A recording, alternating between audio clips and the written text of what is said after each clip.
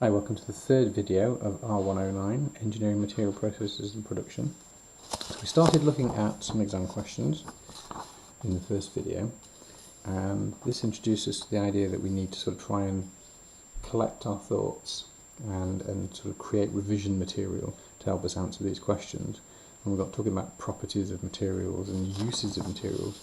And the last video we had a structure for you to follow, and the idea being that you would create a mnemonic, TOADS FM, for thermal, optical, electrical. So this includes most of, if not all of, the materials properties, and perhaps a few extra ones that you might need for answering an exam question.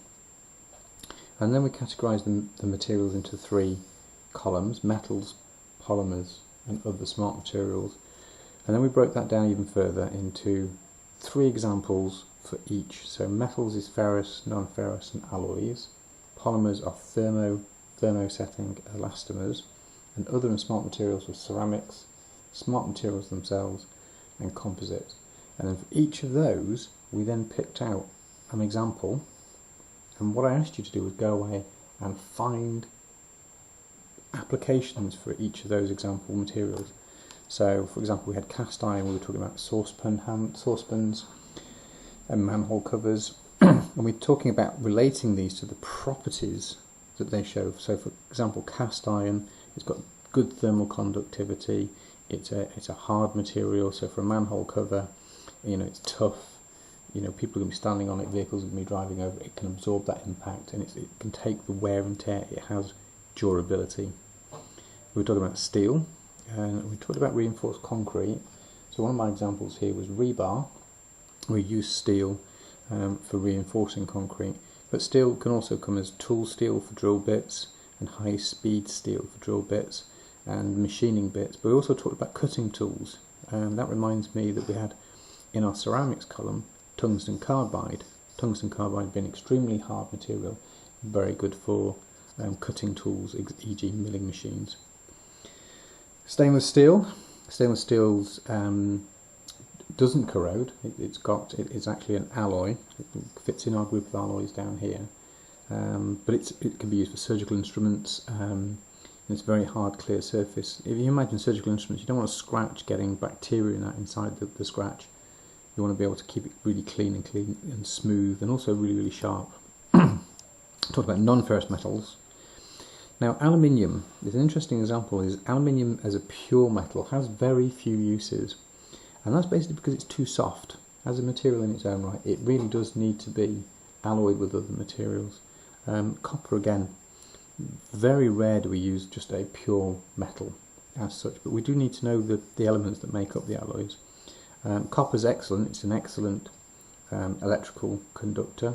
It's got good thermal properties. It's used for pots and pans and things, but mostly an example of electronic use for copper would be good. It has got very good ductility. It's good under tension. It can be stretched out into a wire. Titanium, then, it's a very good material. It's very lightweight. It's extremely hard and tough. It's often used in high temperature parts of aircraft engines. Moving on to the alloys, we talked about gallium, one of the oldest aluminium alloys, age hardened aluminium, and again very lightweight. It's got good, tough, hard, good stiffness, used in aircraft manufacturing. Brass is a good electrical conductor. It's majority of it's made up of copper. So it's got that electrical conductivity, but the advantage to that brass being that it's harder than copper. It's got that hardness and that wear and tear. Imagine plug sockets and plug components going in and out day after day. We've also got bronze, one of the oldest alloys, often used these days in statues, but you also find bronze used in things like boats for propellers. But the sort of underneath the boat you've got the propeller. So I draw a little sketch here to remind me. There we go. And it's little sketches like this that can sort of help your memory. Plastics, we talked about polythene and polythene bags and HDPE, high density polythene for bowls, ABS for mobile phones. Polycarbonate. Polycarbonate's got good optical properties. It's very clear, but it's also an extremely tough material, so it can absorb impact. It's great for safety glasses and safety shields on machinery. Thermosets, urea formaldehyde for light switches. It's sort of very white, smooth plastic. It's very hard, very scratch resistant. Wear and tear is really good. There was a question in the exam paper about thermosets. If you just pull the exam paper up, it talked here about thermosetting plastics, and actually the name of the thermosetting plastic for handles would be phenol. So the phenol formaldehydes would be used for handles. That's another good example for the thermosets. Melamine formaldehyde, often used for children's eating bowls, etc., but also surfaces, hard, scratch-resistant surfaces for tables, etc., are often melamine formaldehyde. And then we talked about skateboard wheels and polyurethane.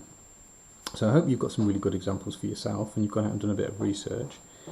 The elastomers, natural rubbers for things like tyres, cycle tyres, car tyres, etc. Silicons for sealants, etc. But you'll find silicons in all sorts of different products with regards to sort of their flexibility, elastic bands, etc. And this new one, the thermoplastic elastomers, a really common example of this, if you're looking for one, would be the grips on your toothbrush. We'll be talking a little bit later about manufacturing, and they have a hard plastic handle, and then you have an over-moulding process that puts a nice rubber grip on it so that you can actually hold on to it. And in fact, this grip here on this pen, that'll be a thermoplastic elastomer. It's a rubbery, textury type stuff, but it will be a recyclable material. Ceramics. So glass, we've got soda lime glass, is the typical glass that you would find. But you could also look at things like Pyrex. You know, these are glasses that have been toughened and heat treated so that they've got very good thermal shock resistance. They can go from very hot to very cold conditions without shattering. Talking about ceramic and ceramic tiles and that, one of the good ceramics is silicon nitride. And this is an excellent ceramic. It's used in vehicles. It can be used as parts of engines where it gets very, very hot. It's often used in bearings, and there it's a very sort of smooth material. It's got very low friction. It's very hard and very tough, so it can absorb the impact. It keeps a really, really hard, smooth surface that has very low in friction, so it makes an excellent bearing material. And we did briefly mention tungsten carbide for cutting tools, a very hard material, excellent cutting. Tungsten carbide is also extremely recyclable, so from a sustainability point of view, it is very, very good, because once you've got it, you can recycle it and recycle it and recycle it. Smart materials, we talked about nitinol and shape memory alloys. One of the uses for shape memory alloys is to put them into sprinkler systems so that when the temperature in a room, say if there's a fire, changes the shape of the memory alloy, as it heats up, it remembers its original shape, and it'll change shape, and that will activate the sprinklers and open the valves, so to cause water to come in and put the fire out. Thermochromic pigments. You may have seen those on the sides of batteries for testing batteries, where basically the electricity runs through a wire, the wire heats up, and then because of the heat, the thermochromic pigment will change its colour, and that'll tell you whether the battery is full or not. Quantum tunnelling composite. The small particles of metal in the plastic or in the composite, as they move close together, the resistance goes down, so electricity can flow. So these can be really good for switches and sensors and measuring devices. And then composites, we talked about glass fibre. Kayak is my example. A kayak or a canoe, lightweight, reasonably cost effective. It's definitely cheaper than carbon fibre. You see carbon fibre, you see that definitely in Formula 1 racing. You also see it these days in things like motorcycling and bicycles. Very lightweight, very stiff. Good material for racing conditions. And finally, we talked about reinforced concrete, used in bridges and structures and buildings. And again, reinforced concrete being composite in that it's concrete mixed with steel bar to create a reinforcement, to create that composite material. So hopefully you filled your sheet with a similar set of examples. These are all examples then that you could use to answer an exam question. And that's the whole of Learning Objective 1 really. All the information you need from the first learning objective in one A5 piece of paper. And started thinking then about the types of questions that we're going to get. And going back to question 2, we're moving towards question 2, testing information about. If you think question 1 is learning objective 1, question 2 is going to be learning objective 2. And learning objective 2 is going to be all about manufacturing processes, how we work with these materials. So I've got my A4 piece of paper which I've folded in half, and now I've opened that up, and that leaves me with my 4 columns again. So I'm going to be talking about manufacturing processes that you use with metals, manufacturing processes for polymers, and manufacturing processes for other and smart materials. Looking at question 2, and this is a good reason for going through exam papers, is it triggers off, well, what types of things do I need to learn, what do I need to revise? Well, there's a really good question here, and it says, describe using one example the use of non-destructive testing procedures. Now I immediately thought to myself, well, what about destructive ones? Do we learn about those as well? So I've created a little column on here. I'm using this properties column now, and I've put testing down, and I'm going to put down 3 types of non-destructive testing. Remember that rule of 3 again, remembering everything in little packets of 3 so that when we think of one we think of the others. And I'm also going to look at 3 destructive testings to give me something that I can respond to that type of question on. So having a look at that then, destructive testing and non-destructive testing. What sort of examples have we got?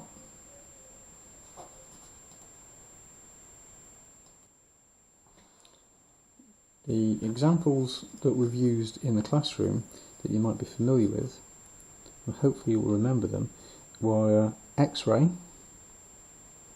where you can actually, just like your bones, you can take an X-ray and you can see the bones in your hands.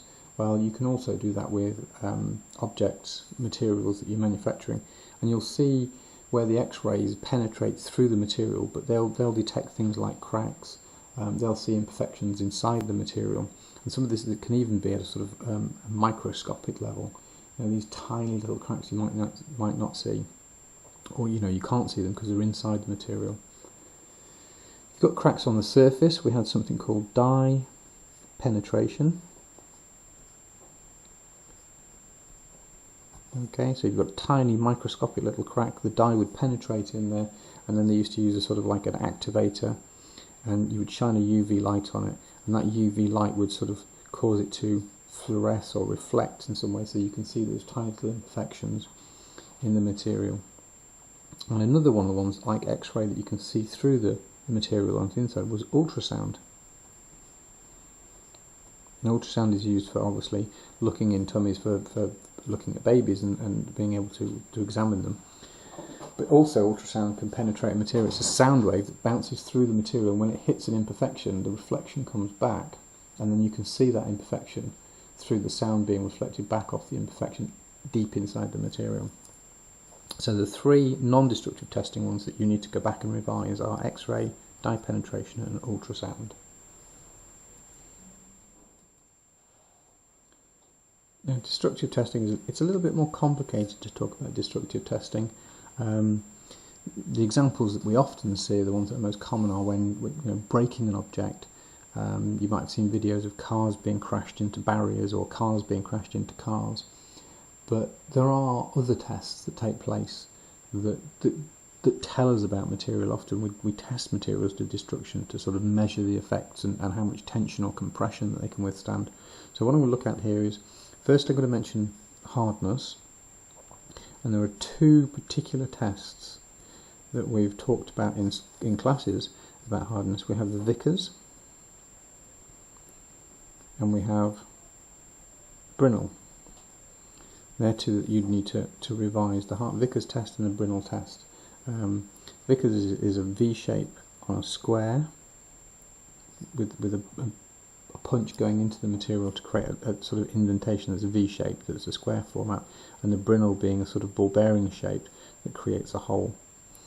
Okay, so again you need to do some revision on those. There will be compression testing, compressive forces. This is crushing something or crunching something, testing the material to see how much force it can withstand. By the same token, you can also sort of pull materials apart and see how much tension, their tensile strength. So there's compression and tension, or tensile. That's the spelling for tensile there, you see. And again, these tests would give you certain specific measurements, but whatever sample they were being practiced on, that sample would be destroyed.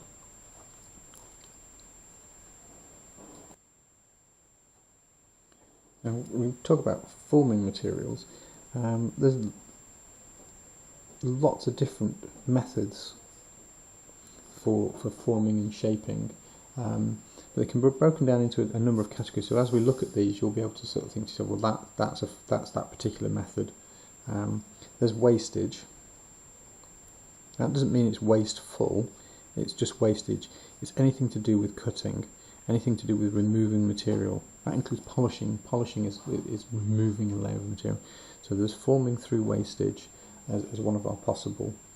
Fabrication, anything to do with joining or fabricating. So basically, if you join anything to the material, if you add it to it, you weld, you melt the plastics together, you add more material, you're effectively talking about fabrication. And then you've got the methods to do with reshaping. So you take the material and you form it, or you shape it, you bend it. Sometimes refer to this as redistribution, because you're redistributing the material, or deforming. But it's not deformed, it's just forming it in a particular way by redistributing the material. So you take a piece of wood, you can steam it to bend it. Plastics can be injection moulded. That's redistributing the material to create new shapes. So we've got those sort of three key elements to be thinking about. And then we can look at the different methods, if you will. They don't particularly. Some of them will go across all. For example, most of these materials you could cut them with a saw. You could file them. You might be able to put screw threads in them. Perhaps glass might be one of the ones that you couldn't cut with a saw, but you can cut glass. You can just use a slightly different technique for cutting glass. So we'll look at some of these sort of different methods, if you will, that cross these three different materials areas. So just move that across a little bit. So looking at wastage then, you've got sawing, any sort of sawing method, and that probably goes across all of these. Question mark really there for the other smart. Normally with glass you would score the glass, and then you would that would introduce a scratch that you would then crack that, and the crack would propagate through the material. But definitely for metals and polymers, you can use sawing, and it's worth knowing the names of tools as well. So, hacksaws, bandsaws, if you're using machinery. You've got your junior hacksaw, if you're doing a very small piece of work. And you also have things like coping saws for doing intricate bits of detail. Filing. That's a removing material. You can use filing, and you've got sort of standard files, and you've got smooth filing. You've got very intricate work. We've used needle files in our work. So we're just sort of collecting together some of the tools and techniques methods that you might use for wastage. Sawing, filing. We cut threads. And you definitely can cut threads in metals and polymers. Use a tap and die set. Tapping and die set. There we go. So you'd be thinking about glass paper. You'd wet and dry and glass paper, those sorts of things. Put wet and dry on there. So anything that you use to remove material fits into that sort of wastage category. The sort of material removal. Joining methods, how we're going to join things together. Definitely, you've got the sort of nuts and bolts. If I put joining here, nuts and bolts. And it's worth learning some of the, engineering. You have what's called engineering nuts and bolts. Coach bolts, they're quite large. Screws, screws have lots of different purposes, you have self-tapping screws. So you're going to have to do a little bit of revision in your own right to sort of fill in the gaps with these. So self-tapping screws. These are just one or two examples that you might encounter. You need to sort of spend some time looking at your research, looking at your notes, to remind yourself of these methods, joining methods. Nuts and bolts and screws. You can use heat to join things. We have specifically soldering, which is the lowest temperature of sort of melting heat for metal. Soldering, brazing, which is definitely much hotter than soldering, but it's lower temperature than welding. So soldering, brazing and welding. You can sort of weld plastics. You can friction weld plastics. That is, that you can vibrate the plastic against another piece of plastic surface, and they will actually sort of melt and become molten. Again, I'm just pointing up here to fusibility. The ability to become molten is a property of being able to braze and weld things together. And soldering material needs to be fusible. Things like soldering electronic circuits used in lead and tin.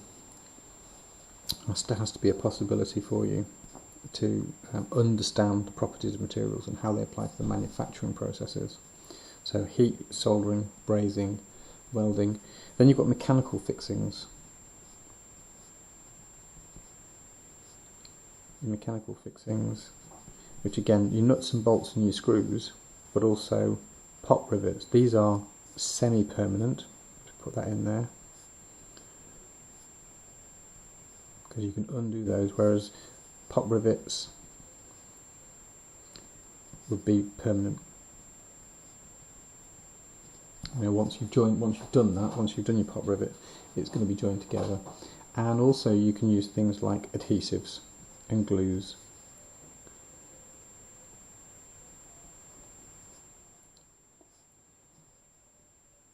One of those being perhaps epoxy resin. Very often used in the aircraft industry to glue wings together these days. Epoxy resin, which is a thermosetting. So you can sort of go that right. So we've got epoxy resin, thermosetting plastic. You know, it's used in glass fibre and carbon fibre, but it's also used epoxy resin as an adhesive. So all of this knowledge starts to link together, which is why we're trying to keep it all in one page. So it helps our revision.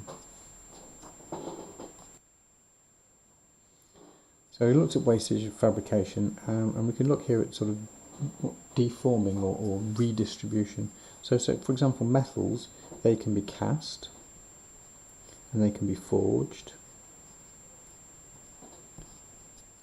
They can be bent.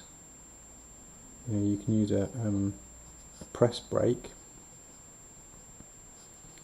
for cutting, but also for putting bends in the material. So casting, forging and bending. You can cast, polymers can be cast. Often the phrase is moulded, so they can be injection moulded, which is very similar to casting. They can be extruded.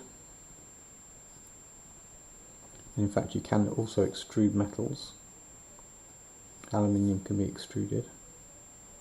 An extrusion is where you take a sort of a two-dimensional shape, and then you force the material and it comes out sort of, it's a continuous process where it comes out in the sort of the cross-sectional profile, and it just keeps coming. So extruding, injection moulding, extrusion.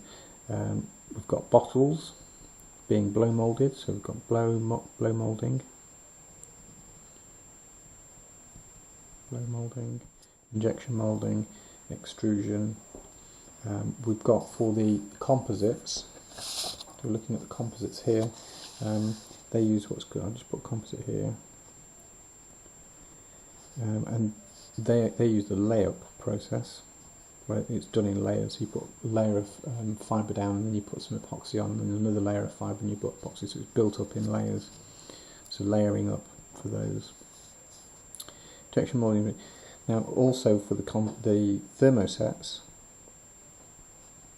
because thermosets don't injection mould, extrude or blow mould particularly well.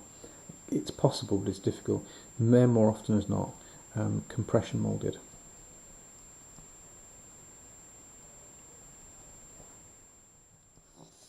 like so. So we've got compression moulding there.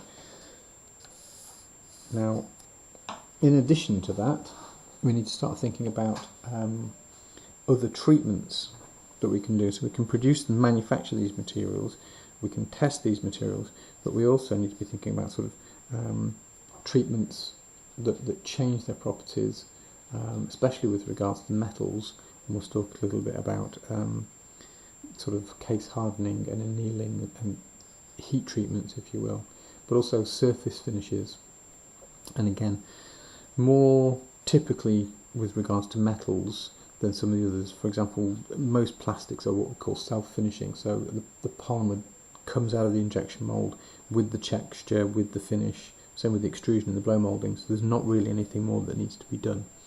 Whereas with the metals, there are steps that you can take afterwards to improve the look or the finish or the surface of the material.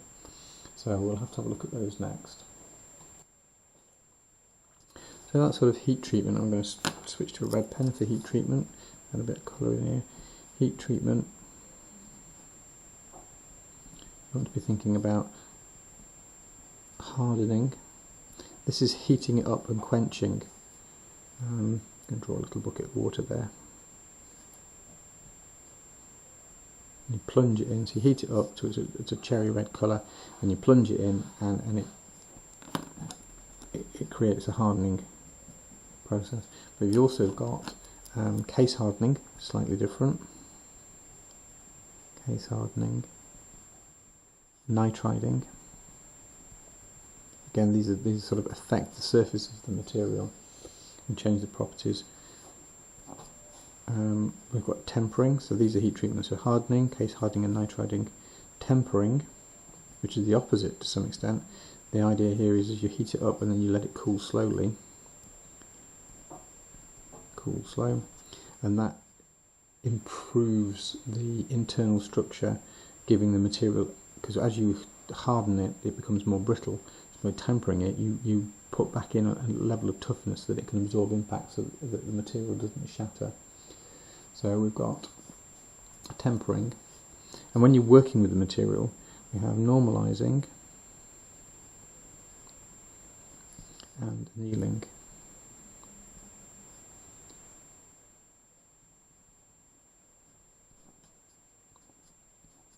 Okay, so the heat treatments, effectively there's four there. There's the hardenings, the tempering, normalizing, and the annealing. You need to research and make sure that you know and understand those so that you can answer questions on them. And then we talked about surface finishes. So, and again, probably more specific to the metals. Metals require quite a bit of work with them, whereas the plastic, the polymers, are sort of quite self-finished. And again, with things like glass, glass does definitely need aspects of heat treatment for glass, things like hardening the glass, so to toughen safety glass, and tempering the glass after it's been manufactured. So do look at looking at glass, looking at the heat treatments that go with glass to allow it to work as a material. So with surfacing, then you need to be looking at things like linishing, which you'll have notes on, polishing,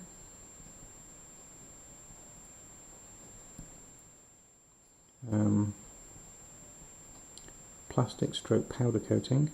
That's the use of a polymer as a layer to protect the metal underneath, or protect the material underneath, so it's protected from corrosion, protected from weather, make it waterproof, improve its sort of scratch resistant properties. Paint, spray paint, normal paint, just painting the material. Painting.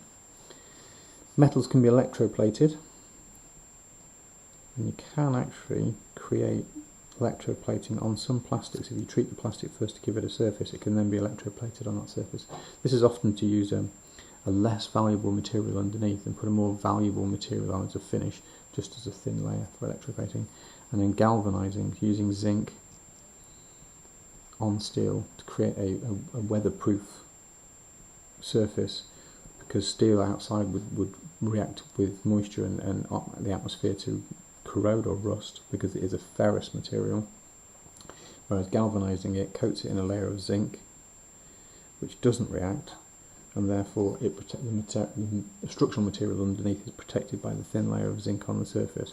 That's galvanizing, which actually is done through electricity, although it can be done through something called hot dip galvanizing, where the zinc's heated to a molten liquid and the material, the object, is dipped into it. And it's often done with very, very large objects. So now you've got all of Learning Objective 1, all the materials and the properties that you might need to talk about, with examples of every single, or an example for every single material. And you've also started to look at Learning Objective 2, all the manufacturing processes that might be used, or you might need to answer a question on, with regards to the materials and the processes for making those different objects. So a lot of research there, but also a lot of information there that sort of gives you access. If you can practice writing one of these out and do it a couple of times from memory, then you've got an awful lot that you can answer an exam question with. So just going back to question 2, 2 properties of copper that make it suitable for making electric cables. I've got, its electrical properties, and I've got its ductility. Explain what availability is an important characteristic of materials used in large-scale manufacture of engineered products.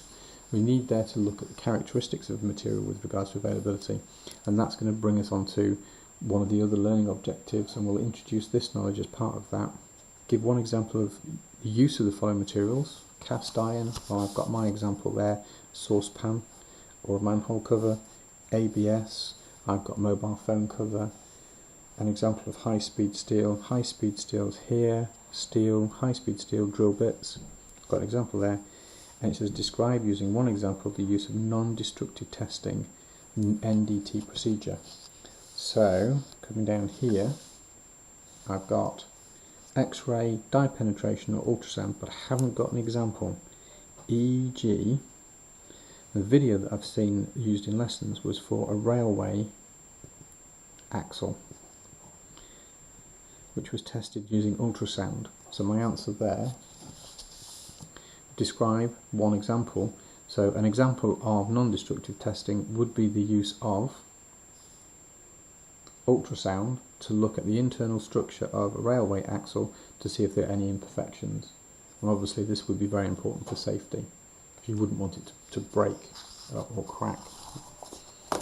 I hope that's been really useful. I hope you spend time creating one of these and start to put your knowledge down, and then actively try and fill this sheet and put your notes on this sheet so that you create a memory, if you will, a visual memory and a positional memory and a colour memory of the knowledge that you need for the exam.